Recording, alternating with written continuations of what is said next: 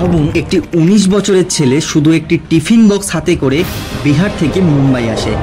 সে শুরুতে ভাঙাড়ি বিক্রি করত, আর আজ তার নেটওয়ার্থ 16,000 কোটি টাকা।